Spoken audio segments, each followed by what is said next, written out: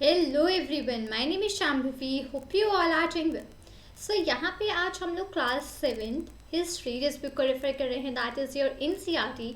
उससे आज हम लोग यहाँ पे चैप्टर नंबर 6 को स्टडी आउट करने वाले हैं। ठीक है, chapter number 6 is towns, traders and crafts person. तो इस पर्टिकुलर चैनल को करेंगे एडमिनिस्ट्रेटिव सेंटर्स के बारे में। अब चैप्टर नंबर 2 में हम लोगों ने चोला डायनेस्टी पढ़ी थी। अगर आपको याद हो, अगर आपने मुझे फॉलो किया होगा चैप्टर नंबर 2 में, तो आपको याद होगा कि हम लोगों ने वहाँ पे चोला डायनेस्टी के बारे में पढ़ा था।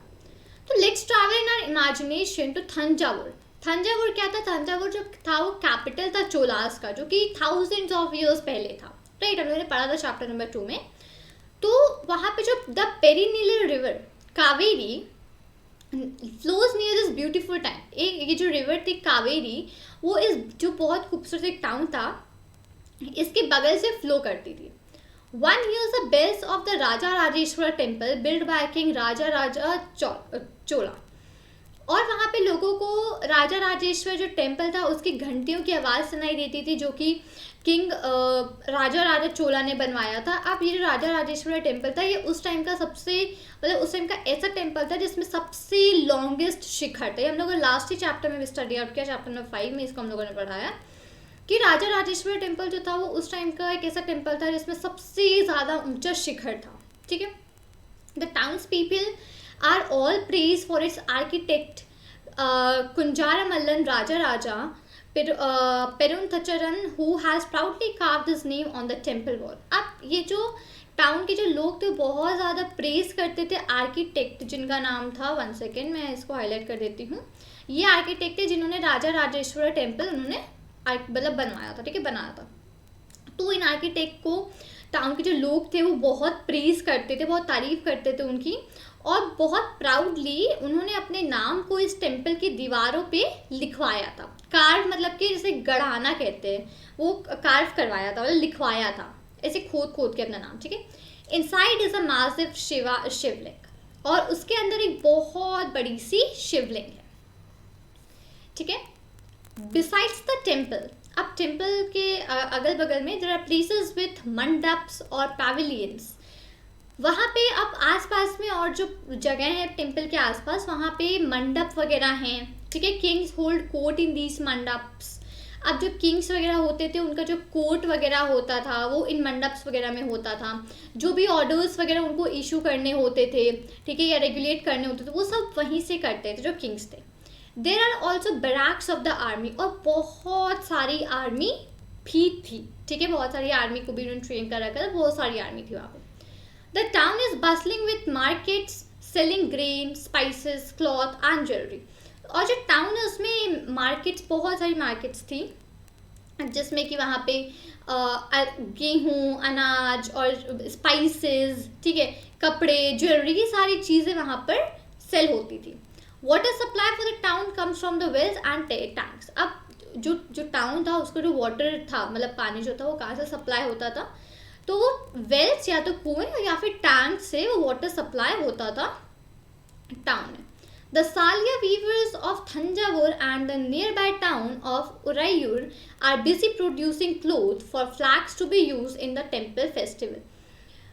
अब यहाँ पे ये जो थे जो सालिया वीवर्स थे थंजावुर के और आसपास के टाउन के, उरायूर जैसे कि वहाँ के जो भी वहाँ पे जो भी वीवर्स थे, जो लोग मतलब सिलते थे, वो एक्चुअली बहुत सारे फ्लैग्स, मतलब बहुत सारे झंडे बना रहे थे कपड़ों के, क्लॉथ के, कपड़ों के बहुत सारे झंडे बना रहे थे, जिसको कि टेम्पल में जो फेस्टिवल होने वाला था उसमें यूज़ करे जाते थे। तो वो लोग वही सब चीज़ें बनाने में बिजी थे काफ़ी। Fine cottons for the king and nobility and coarser cotton for the masses. और फाइन कॉटन्स जो थी उसके लिए, किंग के लिए वो बनाने में लगे हुए थे, और जो कोर्स कॉटन्स वगैरह थी वो और जो लोग वहाँ पे आने थे उन सब के लिए बनाने में लगे हुए थे। Some distance away at Swamamalai, the sthapatis or sculptures are making exquisite bronze idols and tall ornamental bell metal lamps. और थोड़ा सा दूर, एक सेकंड में यहाँ पे इसको हाईलाइट कर देती हूँ, थोड़ा सा दूर सवाममलई में जो स्थापतीस थे या फिर जो स्कल्पचर्स थे, वो सब लोग ब्रॉन्ज वगैरह के बड़े बड़े खूबसूरत मेटल के लैम्प्स वगैरह बनाने में और ऑर्नामेंट्स वगैरह बनाने में काफ़ी ज़्यादा बिजी थे।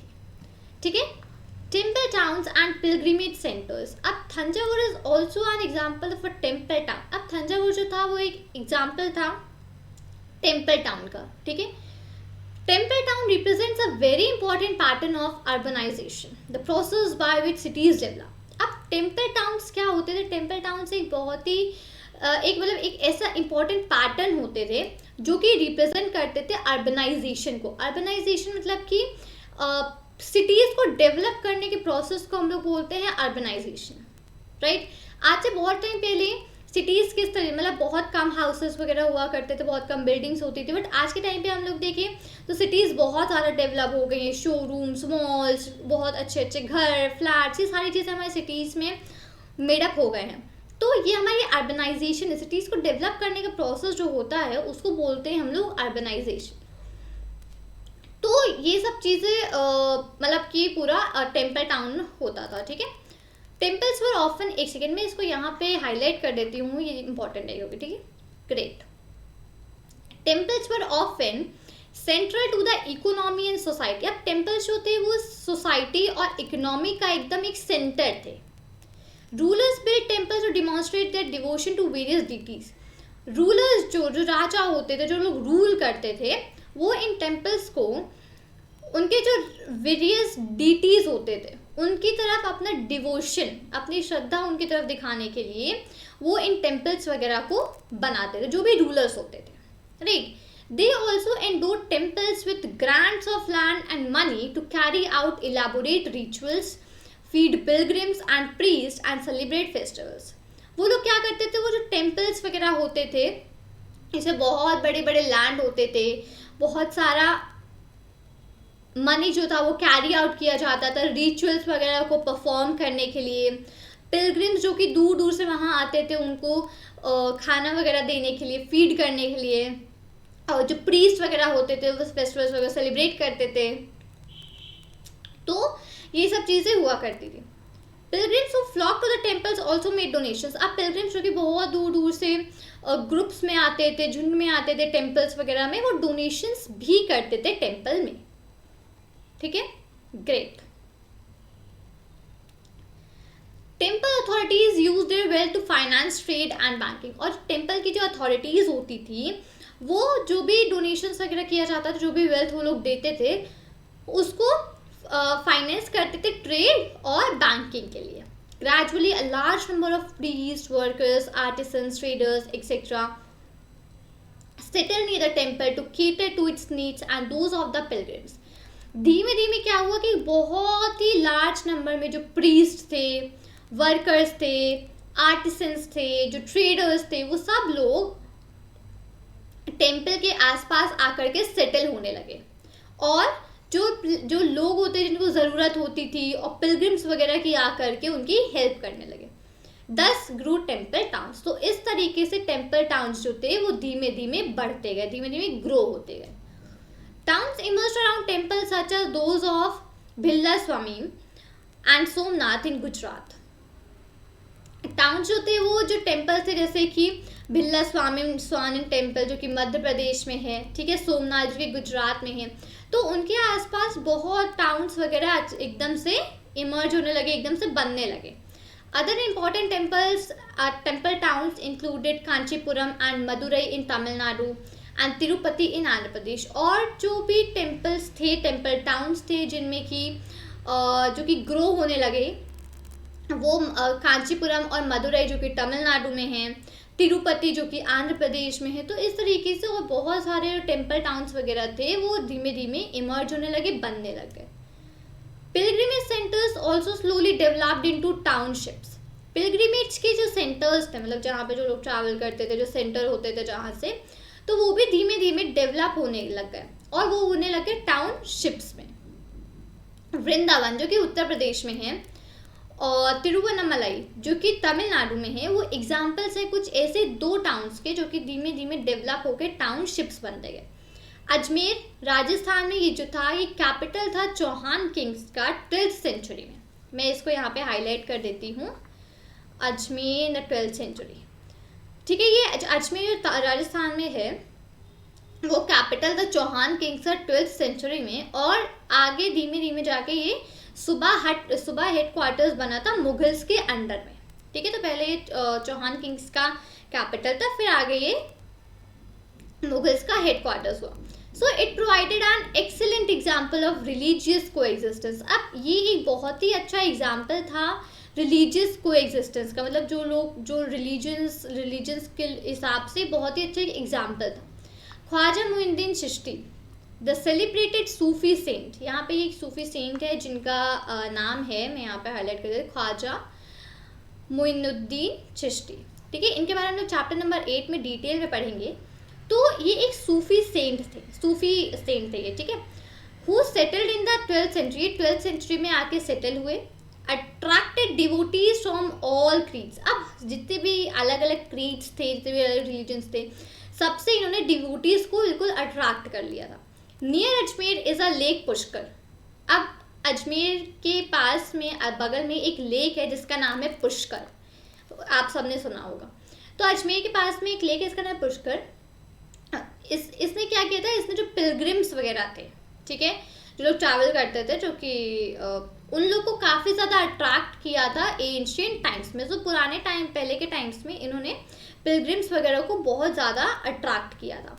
तो यहाँ पे ये जो था अजमेर एक लेक था पुष्कर के पास। ठीक है, अब यहाँ पे ये एक था bronze bell metal and the lost wax technique, इस चीज़ों को पढ़ते हैं। ठीक है, ब्रॉन्ज एक अलॉय है जो कि कॉपर और टिन बेल मेटल से मिक्स करके बनता है, राइट। ये तो हम लोग जानते हैं कि ब्रॉन्ज एक ऐसा अलॉय है जो कि कॉपर और टिन से मिल करके काफ़ी प्रोपोर्शन में इसको मिलाया जाता है और फिर वो बनता है।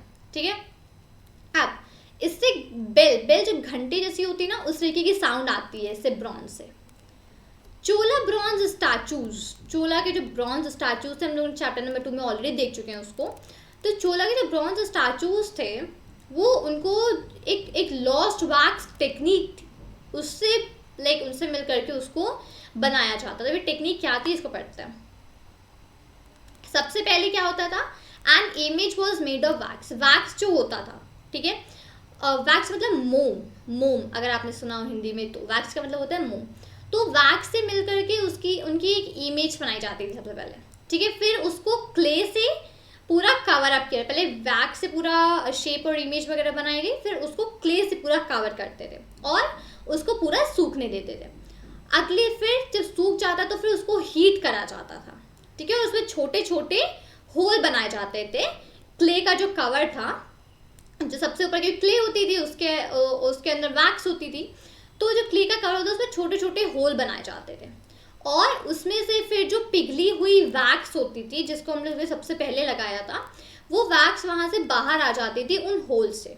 और फिर जो पिघला हुआ मेटल होता था उसको क्ले के जो मोल्ड होता था, ठीक है, जो क्ले का जो मोल्ड मतलब कि जो बना हुआ हमारे स्ट्रक्चर शेप होता था, उसमें उसको मेटल को काफ़ी पिघला लिया जाता था, उसको ऐसे करके पूरा पोर कर दिया जाता था। ठीक है, और जो होल्स होते थे, जो छेद हम लोगों ने करे होते जिससे कि वैक्स बाहर आती थी, उसी से उस मेटल जो पिघला हुआ मेटल होता था उसको उसी होल से अंदर डाला जाता था और मेटल एक बार ठंडा हो जाता था तो वो एकदम सॉलिडिफाई हो जाता, एकदम पत्थर जैसा बन जाता था। और फिर जो क्ले का जो कवर होता था, बाहर का जो कवर होता था क्ले वाला, उसको हटा दिया जाता था और इमेज जो थी वो एकदम क्लीन और एकदम पॉलिश अपने आप बन करके वहाँ से स्ट्रक्चर था एकदम क्लीन एकदम पॉलिश बन करके आता था। तो यहाँ पे जो फिगर शो है ये ब्रॉन्ज स्टैचू है कृष्णा का, तो ये इसी टेक्निक से बनाया गया था, that is lost wax technique. तो इसी टेक्निक से इस रिस्पेक्टिव जो स्टैचू है, इससे लॉस्ट वैक्स टेक्निक से स्टैचू को बनाया गया था। ठीक है, ग्रेट। तो अब यहाँ पे ये हम लोगों ने देखा सबसे पहले इस चैप्टर में एडमिनिस्ट्रेटिव सेंटर्स के बारे में कि जो सेंटर्स वो एडमिनिस्ट्रेटिव सेंटर्स कैसे होते थे। फिर जो रूलर्स होते थे वो अपने डीटीज के डिवोशन में टेम्पल्स वगैरह बनाते थे। फिर उन टेम्पल्स को कौन कौन विजिट करने आता था, आसपास के जो विवर्स वगैरह होते थे वो टेम्पल्स के लिए फ्लैग्स वगैरह प्रिपेयर करते थे, और जो भी रूलर होता था उसके लिए कॉटन्स वगैरह की चीज़ें प्रिपेयर अप करते थे। फिर धीमे धीमे ये सब चीज़ें, जो पिलग्रिम्स थे वो बहुत दूर दूर से विजिट करने आते थे इन टेम्पल्स को, ये सब होते होते धीमे धीमे इसके आसपास पूरा एरिया बनने लग गया। लोग वहाँ पे रहने लग गए आके आसपास, अलग अलग जो लोग अलग अलग डिफरेंट डिफरेंट काम करते थे उस तरीके के लोग रहने लग गए, मार्केट्स पूरी बनने लग गई। तो इस तरीके से ये हमारा टेम्पल टाउन्स, इसी तरीके से हमारे टेम्पल टाउन्स का पूरा इमर्जेंस हुआ, और इसी तरीके से हमारे जो टेम्पल टाउन्स थे वो पूरे बनने लगे। अब टेम्पल टाउन्स वगैरह बने, और कुछ यहाँ पे टेम्पल टाउन्स के नाम भी दिए हुए थे हम लोग को कि कहाँ पे थे। तो अब पिलग्रिम्स जो थे वो विजिट करा करते थे इन टाउन्स वगैरह को, और ग्रेजुअली काफ़ी ज़्यादा लार्ज नंबर के जो प्रीस्ट वगैरह थे, वर्कर्स थे, आर्टिसंस थे, जो ट्रेडर्स थे, वो आसपास आके सेटल होने लग गए, राइट। तो अब यहाँ पे जो टाउन्स थे धीमे धीमे बढ़ने लग गए, यहाँ पे धीमे धीमे लोग आकर रहने लग गए। तो ये बढ़ते गए और इनको टेम्पल टाउन्स ही जाने लगे।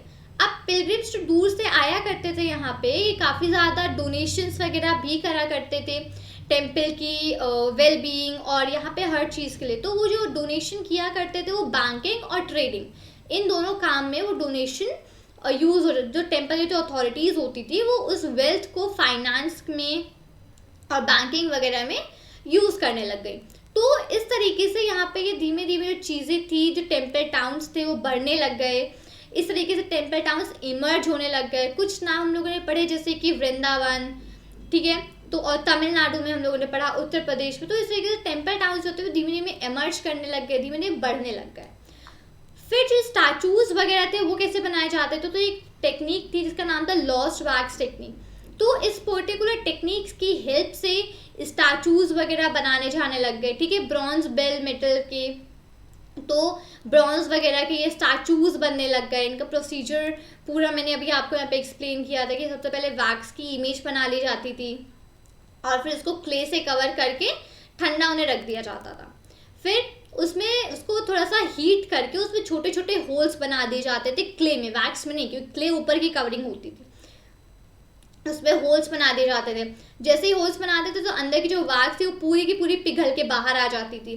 अब उन्हीं होल्स में से जो मेटल्स होते थे, जो मेटल होता था जो कि मोल्टेन मतलब पिघला के मेटल को, ब्रॉन्ज मेटल को पिघला करके उन्हें टाइनी होल्स के थ्रू उस क्ले के अंदर भरा जाता था। और जब वो एकदम कूल हो जाता तो काफ़ी सॉलिड पोर्शन उसका, मतलब एकदम पत्थर जैसा वो हार्ड हो जाता था, एकदम सॉलिड हो जाता था। फिर क्ले की जो कवरिंग थी उसको धीमे धीमे रिमूव करके हमारे जो स्टैचूज थे वो बनते थे। तो इसी टेक्निक का नाम था हमारा लॉस्ट वैक्स टेक्निक। तो ये टेक्निक फॉलो होती थी यहाँ पे, और ये जितने भी स्टैचूज वगैरह थे इन सबको बनाने के लिए ये लॉस्ट वैक्स टेक्निक हमारी यूज़ होती थी। तो इस चैप्टर में हम लोगों ने इस पर्टिकुलर वीडियो में ये सारी चीज़ों को डिस्कस किया है एक्चुअली, कि ये सारी जो भी हमारे स्टैचूज कैसे बनते थे, फर्दर जो टाउन्स थे वो टेम्पल टाउन्स में कैसे इमर्ज होने लगे, एडमिनिस्ट्रेटिव टाउन्स कैसे बने। तो इन सारी चीज़ों को हम लोग इस वीडियो में डिस्कस किया। फर्दर चैप्टर को हम लोग कंटिन्यू करेंगे नेक्स्ट वीडियो में। सो उम्मीद करती हूँ कि आपको वीडियो अच्छा लगा होगा। वीडियो अच्छा लगा हो तो वीडियो को लाइक करें, अपने फ्रेंड्स के साथ शेयर करें और चैनल सब्सक्राइब करना मत भूलिएगा। मिलती हूँ आपसे नए वीडियो के साथ। Till then thank you and take care. जय हिंद।